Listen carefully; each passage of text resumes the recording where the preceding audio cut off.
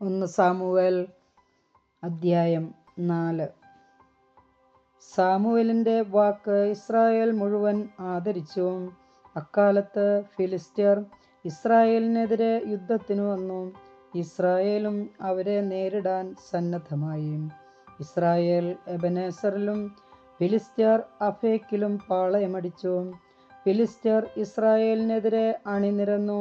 യുദ്ധത്തിൽ ഇസ്രായേല്യർ പരാജയപ്പെട്ടു. യുദ്ധക്കളത്തിൽ വെച്ച് തന്നെ 4000-ഓളം ആളുകളെ ഫിലിസ്ത്യർ വധിച്ചു.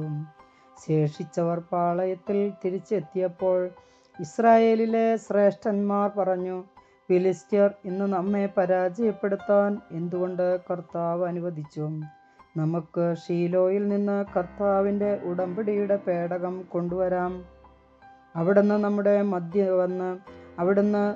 മധ്യ വന്ന് ശത്രുക്കളിൽ നിന്ന് നമ്മെ രക്ഷിക്കും.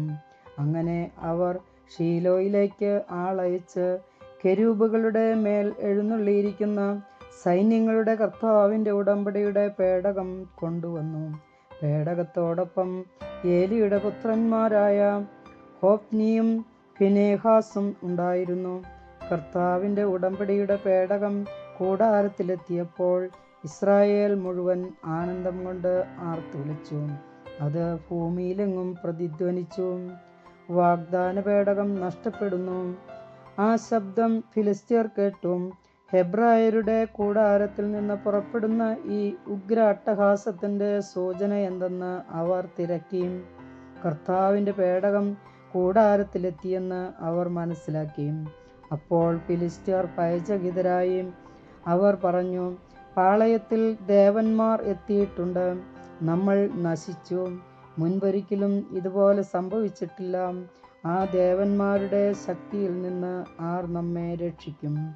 മരുഭൂമിയിൽ വച്ച് നിരവധി ബാധകൾ കൊണ്ട് ഈജിപ്തുകാരെ ഞെരുക്കിയ ദേവന്മാരാണവർ. ഫിലിസ്ത്യരെ, നിങ്ങൾ ധീരതയോടും പൗരുഷത്തോടും കൂടെ യുദ്ധം ചെയ്യുവിൻ. അല്ലെങ്കിൽ ഹെബ്രായർ നമുക്ക് അടിമകളായിരുന്നത് പോലെ നാം അവർക്ക് അടിമകളാകേണ്ടി വരും. അതുകൊണ്ട് പൗരുഷത്തോടെ പൊരുതുവിൻ. ഫിലിസ്ത്യർ യുദ്ധം ചെയ്തു. ഇസ്രായേൽ പരാജയപ്പെട്ട് കൂടാരത്തിലേക്ക് പലായനം ചെയ്തു. വലിയൊരു നഗരവേട്ട നടന്നു. 30,000 പടയാളികൾ നിലം പതിച്ചു. ദൈവത്തിൻ്റെ പേടകം ശത്രുക്കൾ കൈവശപ്പെടുത്തി. ഏലിയുടെ പുത്രന്മാരായ ഹോഫ്നിയും ഫിനെഹാസും വധിക്കപ്പെട്ടു. ബെഞ്ചമിൻ ഗോത്രജനായ ഒരാൾ അന്ന് തന്നെ യുദ്ധരംഗത്ത് നിന്നോടി ഷീലോയിലെത്തി. അവൻ വസ്ത്രം വലിച്ചു കീറുകയും തലയിൽ പൂഴി വിതറുകയും ചെയ്തിരുന്നു. അവൻ ഷീലോയിൽ എത്തുമ്പോൾ ഏലി വഴിയിലേക്ക് ഉറ്റുനോക്കിക്കൊണ്ട് പീഠത്തിൽ ഇരിക്കുകയായിരുന്നു. ദൈവത്തിൻ്റെ പേടകത്തെക്കുറിച്ച് ആകുലചിത്തനുമായിരുന്നു അവൻ. പട്ടണത്തിലെത്തി. ദൂതൻ വാർത്തയറിഞ്ഞപ്പോൾ പട്ടണവാസികൾ മുറവിളി കൂട്ടി. ഏലി അത് കേട്ടു. എന്താണീ മുറവിളി? അവൻ ആരാഞ്ഞു.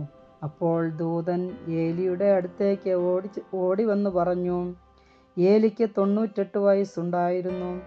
അവൻ മിക്കവാറും അന്ധനുമായിരുന്നു. ദൂതൻ പറഞ്ഞു, ഞാൻ പടക്കളത്തിൽ നിന്ന് രക്ഷപ്പെട്ടോടി ഇവിടെ എത്തിയതാണ്.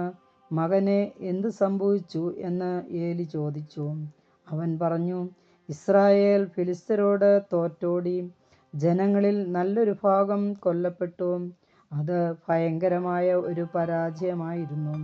കൂടാതെ അങ്ങയുടെ പുത്രന്മാരായ ഹോഫ്നിയെയും ഫിനെഹാസിനെയും അവർ വധിച്ചു.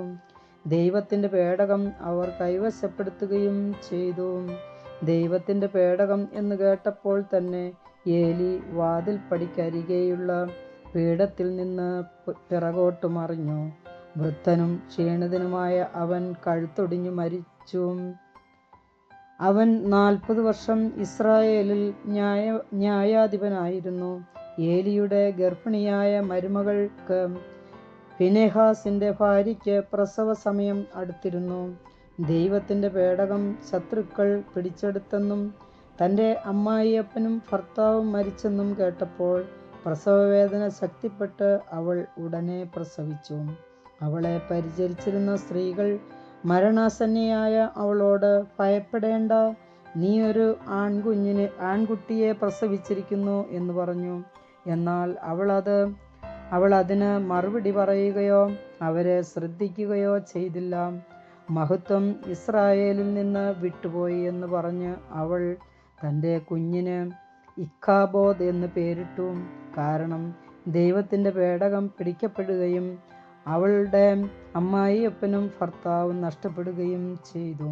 അവൾ വീണ്ടും പറഞ്ഞു, ദൈവത്തിൻ്റെ പേടകം പിടിക്കപ്പെട്ടതിനാൽ മഹത്വം ഇസ്രായേലിൽ നിന്ന് വിട്ടുപോയിരിക്കുന്നു. കർത്താവിൻ്റെ വചനം.